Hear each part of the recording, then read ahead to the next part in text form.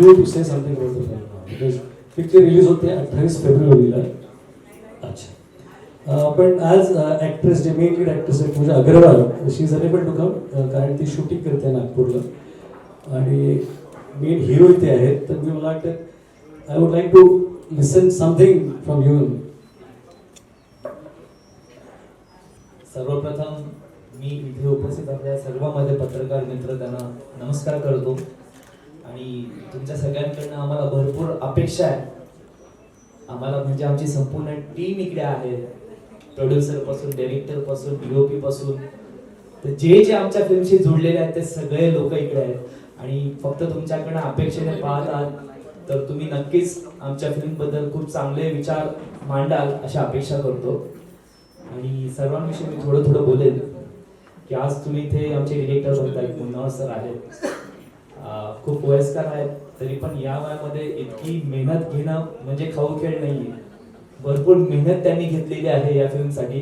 त्यासोबत डिरेक्शन पार्टमध्ये मी विजय भाटिया सरांचं नाव एक नक्की आवर्जून घेईन कारण की being a dashing personality on set आणि व्हेरी हार्ड वर्किंग जे काही केलं असेल तर विजय सरांनी केलेलं आहे. आणि आमचे DOP सर आहेत. ते म्हणतात ना एखाद्या चित्रपटाला एक चांगलं लुक जर द्यायचं असेल, चांगल्या प्रकारे जर प्रेझेंट करायचं असेल तर ते काम असतं ते DOPच्या हातात असतं. आणि मी खरोखर खूप कौतुक करू इच्छितो आमचे DOP जे आहेत अरविंद स्पोर्ट सिंग, खूप छान केलेलं आहे.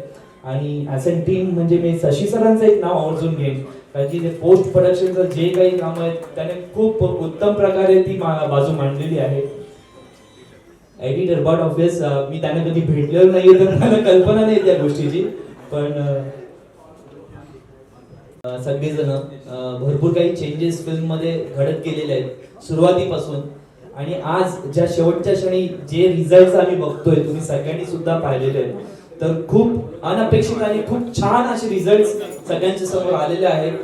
तर त्यासाठी मी तुमच्या सगळ्यांना पुन्हा एकदा सांगेन की तुम्ही फिल्म ट्रेलर बघितलं, गाणी बघितली, खूप सुंदर गाणी झालेली आहेत, सगळ्यांची खूप मेहनत आहे या फिल्मसाठी. सो प्लीज सगळं तुम्ही घडू शकता. That's it. Thank you very much. पुरे पुरे या खाना खुणा करतो मला हा ट्रेंड जुना नको नको या आना बुद्धा खुळा बतो हा खेळ खुळा. एक नाही हाती लागायची नाही, कुठं फसायची नाही, मागे येऊ नको तू माझ्या पोरा. हाती लागायची नाही, कुठं फसायची नाही, मागे येऊ नको तू माझ्या पोरा.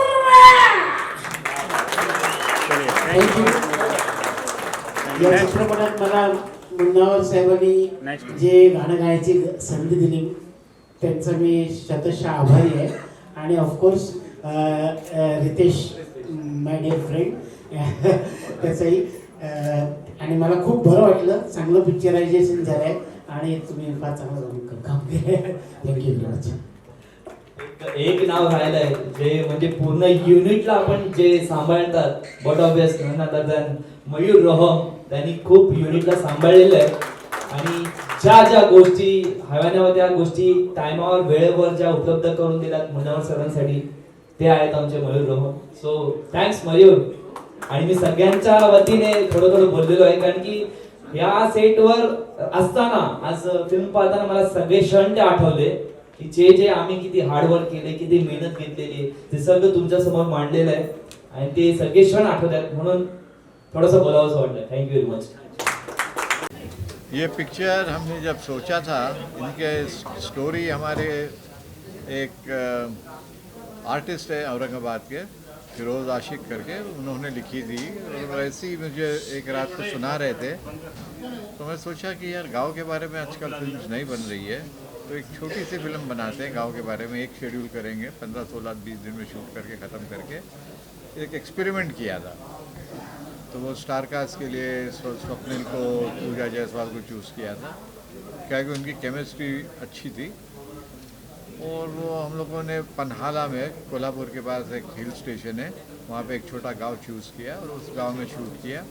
कोई हम लोगों ने सेट नहीं लगाया, हम लोगों ने कुछ ये नहीं किया, सब लोकल आर्टिस्ट यूज़ किए. और हमने उम्मीद तो है कि हमने बहुत मेहनत की है उसके ऊपर. अब नतीजा तो खुदा के हाथ में होता है.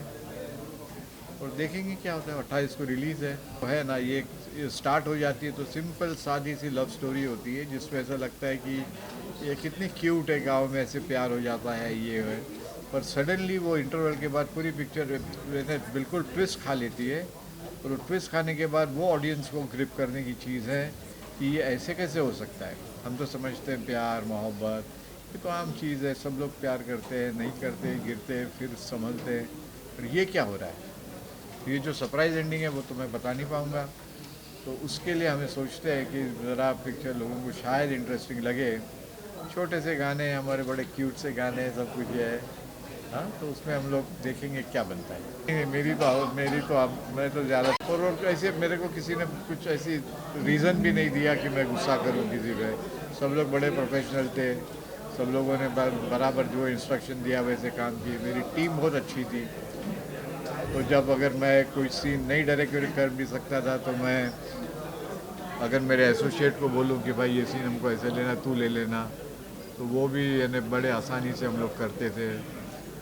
तो ऑल इन ऑल ये it was a very beautiful experience, बहुत मज़ा आ गया।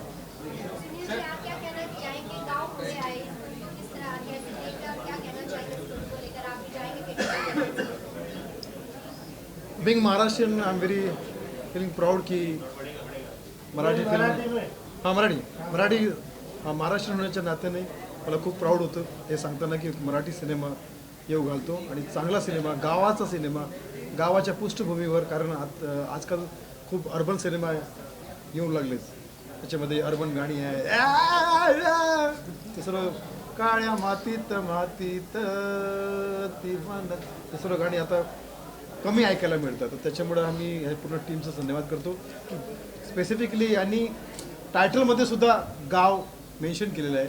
याचा क्लिअर मेन्शन आहे की बाबा हा सिनेमा जो आहे गावावर आधारित आहे, गावाच्या प्रॉब्लेम्सवर, गावाच्या संस्कृतीवर, गावाच्या प्रत्येक मोमेंटवर आधारित आहे. तर त्याच्यामुळं मला वाटतं की जो गावाशी जोडलेला आहे, आणि मला वाटतं की आपण भारतामधली प्रत्येक कुठल्याही क्षेत्रातला माणूस असो तो गावाशी नेहमी जोडलेला असतो. म्हणून धर्मेंद्र साहेबांनी सिनेमा बनवला होता की मेरा गाव मेरा देश. गावालाच आपण देश म्हणतो, कारण असली संस्कृती, असली भारतीयता आपल्याला गावामध्येच बघायला मिळतं. तर असा सिनेमा जर कुठे बघायला मिळेल किंवा येतो तर मला वाटतं की सर्व गोल्डन चान्स आपल्यासाठी लवकरात लवकर गेलं पाहिजे आणि हा सिनेमा विथ फॅमिली बघायला पाहिजे. आणि मुलांना, लहान मुलांना सर्वांना कळेल की भारतातले छोटे छोटे गाव म्हणजे किती विविधतेने नटलेले असतात आणि किती सतरंगी आणि त्याच वेळी किती अतरंगी असतात.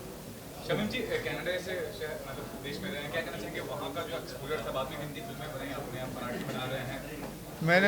मैं तो ज़्यादा करके इंग्लिश में पहले ज़्यादा ये था, और मुझे जैसे भी जो भी मेरा रोल होता था ऐसे स्टोरी के अंदर, स्क्रीन प्ले के अंदर, डायरेक्शन के अंदर, तो मैं बहुत बरसों से करता गया.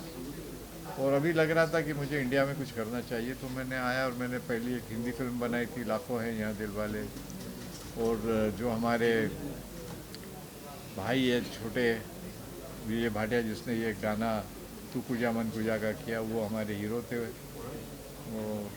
उनकी और उसके साथ में एक न्यू कमर हीरोइन भी थी. तो हमने वो पिक्चर बनाई, और ये सोचा था हमने कि अगर मैं 10-20 गाने ले लेता हूँ पुराने तो अच्छा होगा, बट वो कुछ इतना सक्सेसफुल नहीं रहा. फिर उसके बाद में 3 मराठी फिल्म बनाई. अभी सोच रहा हूँ थोड़ा ब्रेक लेके वापस कनाडा चला जाऊँ और फिर से मैं इंग्लिश पिक्चर बनाऊँ, सोच रहा हूँ. और गिरीश हमारे बहुत अजीज़ हैं, वो कह रहे थे कि अभी एक हिंदी सब्जेक्ट है मेरे पास, बोले पहले तुम हिंदी बना लो फिर चले जाना. तो जानना चाहूँगा क्या आकर्षित किया आपको मराठी फिल्म इंडस्ट्री में, काफ़ी अच्छी कंटेंट नहीं, बिकॉज मैं मराठी साफ बोल लेता हूँ, तो मेरे को, हालांकि मैं मराठी नहीं हूँ पर फिर भी मैं मराठी एकदम ही साफ बोल लेता हूँ.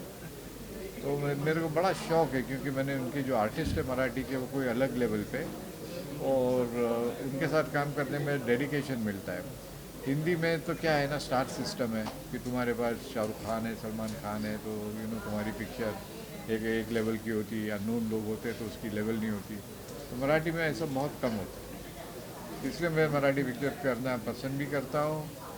और मैं ज़्यादा ये सब चीज़ें पैसों के लिए नहीं करता हूँ, तो मेरे को ये लगता है कि यार जो सेटिस्फैक्शन मिलता है, जो चीज़ होती है अपने दिमाग में, उसको तुम पर्दे पे लाते हो, तो वही मेरा इनाम होता है।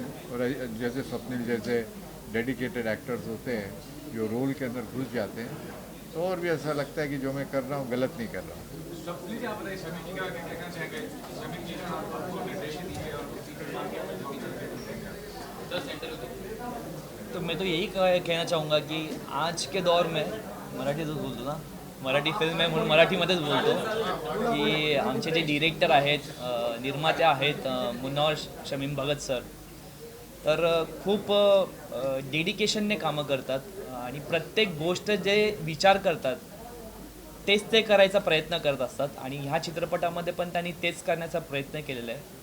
आणि जसं ह्यांनी आता प्रश्न विचारलेला की सरांना की तुम्ही सेटवर कधी रागवले नाही, कोणावर चिडले नाही, त्याचं कारण असं की आम्ही फिल्म सुरुवात करण्याच्या आधीपासनं ह्या चित्रपटावर भरपूर मेहनत घेतलेली आहे. आम्ही वर्कशॉप्स केलेले आहेत दिवसेंदिवस आणि त्या वर्कशॉपमध्ये आमच्याकडनं काही चुका होत असतील तर त्या सरांनी आमच्याकडनं बरोबर करून घेतलेल्या आहेत आणि त्यामुळेच सरांना आम्ही चिडण्याची संधी दिली नाही या चित्रपटामध्ये. आणि खरोखर खूप छान टीम अशी सरांनी निवडलेली या चित्रपटासाठी आणि त्याचमुळे आम्हाला हा चित्रपट खूप छान पद्धतीने करता आला. ठीक है, सुनील सिंह आप बताइए क्या कहना चाहेंगे इस प्रोजेक्ट के बारे में? बहुत साथी दिखे प्रोजेक्ट में, और एक बार फिर बताइए क्या कहना चाहिए शमीम जी के बारे में खास करके? शमीम जी को मैं समझता हूँ कि वेटरन डायरेक्टर है हमारे, और बीइंग अ डायरेक्टर प्रोड्यूसर मैं जानता हूँ कि प्रोजेक्ट बनाने में क्या प्रॉब्लम्स आती हैं, कितनी दिक्कतें आती हैं. उसके बावजूद जब फिल्म बनकर रिलीज़ के लिए तैयार होती है तो दिल में क्या क्या होता है, कैसे कैसे सवाल आते हैं. तो ऐसे सारे दौर से मैं गुजरा हूँ, तो मैं समझता हूँ कि इस माहौल में आप सबका सपोर्ट, मीडिया का सपोर्ट स्पेशली बहुत ज़रूरी है. एक बजट फिल्म को जिसके पास है पीएनए का उतना बजट नहीं होता. हिंदी फिल्मों के लिए, कॉर्पोरेट फिल्मों में क्या होता है, उनके पास अनसन बजट होता है, उनके पास बेकार का ही करोड़ का बजट होता है जो किसी मतलब का नहीं होता. वो बेकार का ही बजट इतना ज़्यादा होता है उसमें छोटी चार फिल्में बन जाती हैं. तो मैं समझता हूँ कि ऐसे में हमारा कंपटीशन जो है उन लोगों से है जो थिएटर घेर के बैठे हैं और थिएटर माफिया जिनको कहा जाता है. तो मैं समझता हूँ कि ऐसे माफिया को हम माफिया नहीं देंगे, माफ़ी नहीं करेंगे, माफ़ नहीं करेंगे, और हम अच्छे कंटेंट को लेकर आएंगे. आफ्टर ऑल सबको पता है हिंदुस्तान की जो ऑडियंस है वो बहुत भावुक है, बहुत इमोशनल है, और वो कंटेंट पे ही फिल्म देखी जाती है, चाहे वो मराठी हो, चाहे हिंदी हो, या किसी भी रीजन की हो, किसी भी भाषा की हो.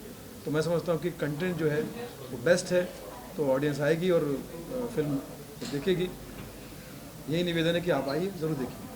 माझा प्रश्न आहे सरांना आणि तुमचं जी फिल्म आहे हे पहिल्यांदा त्याचा वाईब खूप चांगला आहे, ट्रेलर बघून आणि गाणी पण बघून असं वाटते की काय मूवी आहे आणि त्याच्यानंतर हे गाव पुढे आहे, हे गावाचे मातीचा एक गंध असं वाटतंय, खूप चांगलं वाटत आहे ओव्हरऑल. तर विचारायचं आहे की कशा हा मूवीचा प्लॅनिंग झाला, की ते कुठे शूटिंग झाली आणि कशा काय आता रिलीज होत आहे? नाही, आम्ही आता जे तुम्ही बघितलं आहे ते म्हणजे आम्ही जे दाखवायचं तुम्हाला तेच दाखवलं आहे, कारण त्याच्यामध्ये आम्ही सिक्रेट्स आहेत ते आता उघडता येत नाही आम्हाला. तर आम्हाला जेव्हा म्हणजे पिक्चरमध्येच ते तुम्हाला दिसेल, आणि त्याच्याकरता आम्ही म्हणजे जेव्हा आम्ही ट्रेलरचं हे एडिटिंग केली तेव्हा मी म्हटलं होतं की आपल्याला ते सर्व दाखवायचं नाही, आपल्याला जे ऑडियन्सपर्यंत आता गेलेलं म्हणजे त्याचा आम्हाला प्रॉब्लेम होता तेच सर्व दाखवलं आहे. आणि दुसरा प्रश्न काय होता तुमचा? एक गावाचं मातीचा असा फिल्म आहे की स्पेशल जैसे पहले की फिल्म बनती थी है ना, गांव के स्टोरीज को लेकर असं स्टोरी खूप चांगलं वाटतं. आणि त्याचं तर एंडमध्ये काय आहे म्हणजे काय ॲक्च्युली सरांनी आता आधीपासून या चित्रपटाच्या स्क्रिप्टवर भरपूर अभ्यास केलेला आहे. तर सगळ्या गोष्टी आधीच क्लिअर होत्या की सरांना कशा पद्धतीची ही फिल्म बनवायची आहे आणि त्याच प्रकारे त्यांनी ही टीम सगळी जमा केली. आणि तुम्ही ट्रेलरमध्ये तुमच्या सांगण्यानुसार तुम्ही ट्रेलरमध्ये बघितलं, गाण्यांमध्ये बघितलं, आणि तुम्ही सांगताय की त्या ट्रेलरमध्ये आणि गाणी बघून तुम्हाला त्याच्यामध्ये एक कुठेतरी गावाच्या मातीचा फील जो येतोय, तीच खरी आमची मेहनत ती दिसून येते तुमच्या माध्यमातून. तुम्हाला जी गोष्ट कळते हे आम्हाला पोचवायचं होतं तुमच्या सगळ्यांपर्यंत, ते पोचलेलं आहे. या गोष्टीचा आम्हाला सगळ्यांना आनंद आहे. बरोबर. गाव पुढे या माध्यमातून सिनेमाच्या लोकांना म्हणजे काय अभिप्रेत गाव पुढे आहे. तो ॲक्च्युली कुठला message देतो दर्शकांना? नाही, आता ह्याच्यामध्ये कसं असतं ना, आपण महाराष्ट्रामध्ये बाय रोड गेलो तर कुठलंही गाव आलं तर त्याच्या पहिले एक पाटी येते की गाव सावधान, गाव पुढे आहे. तर आपण काय करतो, गाडी स्लो करतो की गाव पुढे आहे. पण आपण इथे शब्दाचा डबल अर्थ घेतला की गाव पुढे आहे, थांबा, पण एक गाव पुढे आहे, म्हणजे गाव तुमच्यापेक्षा पुढे. तुम्हाला वाटतं गाव मागासलेलं असेल, पण गाव मागासलेलं नसतं, गाव फार पुढे आहे. तर डबल आहे. तर त्याच्यामध्ये सीन्स आहेत की दाखवत आहेत की बापरे, की गावातल्या मुली इतक्या पुढे गेलेल्या आहेत, गावातले माणसं अशी आहेत. आणि जो हिरो तिथे येतो त्याला वाटतं की गावात सगळे संत राहतात, साधू राहतात, तर त्याला ते हळूहळू कळू लागतं. आणि तो त्याला कसं चेंज करायला जातो, दॅट इज म्हणजे the essence of the story, की तो हिरो कसा प्रयत्न करतो आणि मग तो म्हणजे इंटरव्ह्यूच्या नंतर तो डिसअपिअर होतो, म्हणजे चालला जातो. त्यांनी जे करायचं होतं गावाकरता केलं आणि अगदी गायब झाला. आणि त्याला मग ती मुलीला त्याचा म्हणजे लॉस कळतो आणि ती त्याला शोधते. ते म्हणजे एंड पावतर म्हणजे त्याचं सरप्राईज एंडिंगवरती ती गोष्ट जाते. ते पिक्चरचं म्हणजे म्हणाल तर असली रहस्य ते आहे. आणि खऱ्या अर्थात ॲक्च्युली जे शहरात जी लोकं राहतात त्यांना गाव कसे असतात, गावातली लोकं कशी असतात, त्यांची संस्कृती, त्यांचे सगळे उत्सव कशा पद्धतीने करतात, त्यांच्यावर काय काय म्हणजे हे येतात, काय म्हणू शकतो आपण, किती त्यांना प्रॉब्लेम्स येतात, हे आज शहरात राहणाऱ्या लोकांना कळत नाही, त्यांना समजत नाही, कारण की त्यांच्यापर्यंत त्या गोष्टी पोचतच नाही आहेत. पण आपण जर खऱ्या अर्थात गावाकडे जातो तर गावाकडे काय काय गोष्टी आजपर्यंत पोचलेल्या नाही आहेत, त्यांची किती गरज आहे आज गावाकडे, हे या चित्रपटाच्या माध्यमातून कुठेतरी दाखवण्याचा प्रयत्न केलेला आहे. आणि जर एखादा शहरातला हुशार माणूस तिकडे जातोय आणि त्या सगळ्या गोष्टी त्यांना जे उपलब्ध करून देऊ शकतो, तर गावातली लोकं किती सुधरू शकतात, त्यांचं किती भलं होऊ शकतो, हे पण एक मांडण्याचा या स्टोरीमध्ये प्रयत्न केलेला आहे.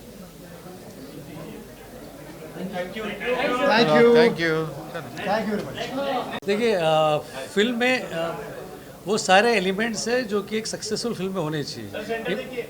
इमोशंस है, अच्छा म्यूज़िक है, म्यूज़िक आप सारे लोगों ने सुना, म्यूज़िक बहुत ही कमाल रहा है. और मुनव्वर साहब की सारी फिल्मों में विशेषता ये रही है कि सारी फिल्मों का म्यूज़िक बहुत अच्छा होता है. तो खासकर आज का जो प्रेस मीट था उसमें हम चाहते थे कि प्रेस ट्रेलर्स भी देख ले और साथ ही साथ म्यूज़िक भी सुने. म्यूज़िक बहुत अच्छा है. मुनव्वर साहब सर के साथ मैं करीब 3 या 4 सालों से काम कर रहा हूँ. इसके पहले वाली फिल्म निवड़ूंग भी हमने डिस्ट्रीब्यूट की थी. ये फिल्म भी बहुत प्रॉमिसिंग है. 28 फेब को रिलीज़ हो रही है और इस फिल्म में वो सारे एलिमेंट्स हैं, वो सारी चीज़ें हैं जो कि इमोशनल फिल्म में होनी चाहिए. उनकी खासियत है वो हमेशा रूटेड फिल्में बनाते हैं, उस तरीके की फिल्में बनाते हैं जो कि इमोशनल हो, जो जिस तरीके की फिल्में बननी चाहिए, जिसको मीनिंगफुल सिनेमा कहते हैं. ये फिल्म में भी उन्होंने गांव की कहानी कही है और गांव में अपनी अपनी गाँव की अपनी शैली होती है, अपनी विशेषताएं होती है. और जिस तरीके से प्रोमो इसके कटे हैं और जिस तरीके से ट्रेलर नज़र आ रहा है वो बहुत ही इम्प्रेसिव है.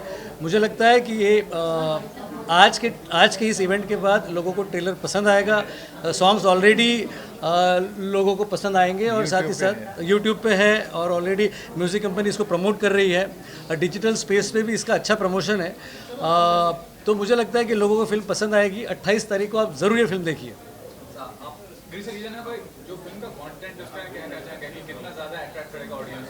देखिए कुछ फिल्में ऐसी होती है जिसका अपना चार्म होता है और ऐसी फिल्में जिसमें इमोशनल कंटेंट हो वो फिल्में ज़रूर वर्क करती है. इन्होंने ट्रेडिशनली हमेशा ओल्ड स्कूल के थॉट्स को लेकर फिल्में बनाई है जिसमें इमोशंस को महत्व दिया जाता है, म्यूज़िक को महत्व दिया जाता है. ऐसी फिल्में टाइमलेस होती हैं, ऐसी फिल्में हमेशा चलती है. जिस तरीके से अब अगर आप ट्रेलर देखोगे तो आपको भी लगेगा कि वही चार्म इस फिल्म में भी मौजूद है.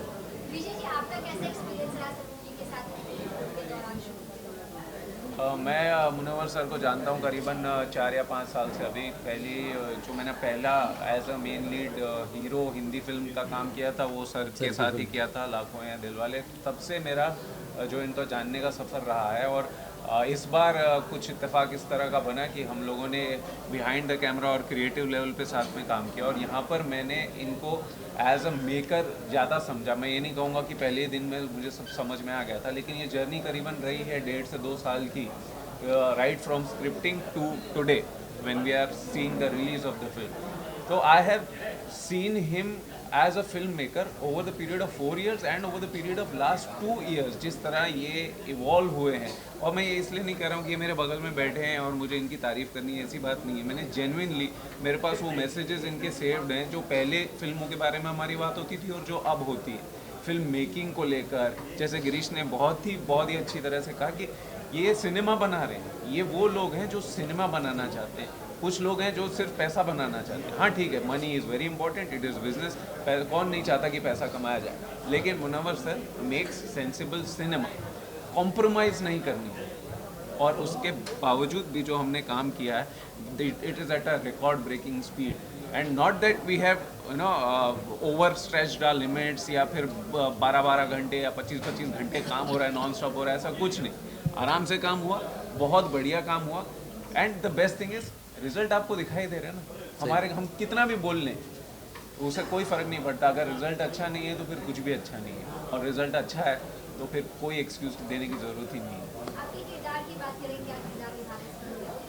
मेरा एक बहुत ही गेस्ट अपीयरेंस का रोल है, एक गाना है, सूफी गाना है जो बहुत ही प्रख्यात गाना है, तू कुजा मन कुजा।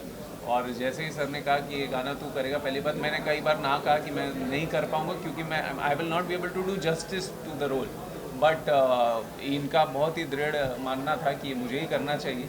तो उस गाने में मेरा अपीयरेंस है जो बहुत ही अच्छा निकल कर आया। Thank you sir. आप यहीं बैठेंगे ना, आपको उठना नहीं। मुझे तो बहुत अच्छा लगे सब गाने, और वो कवाली नहीं थी, क्या था, नात बहुत अच्छा लगा, सबसे अच्छा लगा वो। और I wish my friend Munawar Bhagat all the best for Gaon Pudhe Aahe, and I am looking forward to seeing the whole movie.